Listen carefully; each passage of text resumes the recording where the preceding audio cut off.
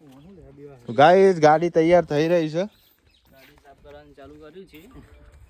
ભાઈને રોજ તકલીફ પડે છે, ઠંડી વેઠાતી નહીં. અમે જૂના બગીચામાં નવો બગીચો કરવા જઈ રહ્યા છે.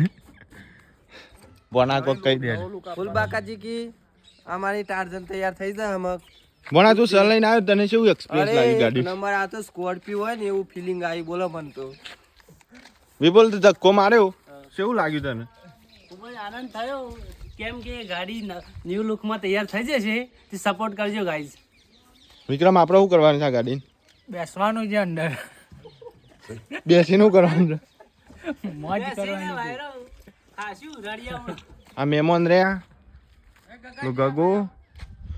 ગાઈસ તૈયાર થાય તો સુધી મળતા રહેજો આ બ્લોગમાં, અને છેલ્લે સુધી જોજો અને સપોર્ટ કરજો. વિક્રમ, કોઈ શબ્દો? ગગન ગમતું નહીં. ગાઈસ ગગન ગમતું નહીં. ગગો લોબન થઈને ઊભો થઈ ગયો છે,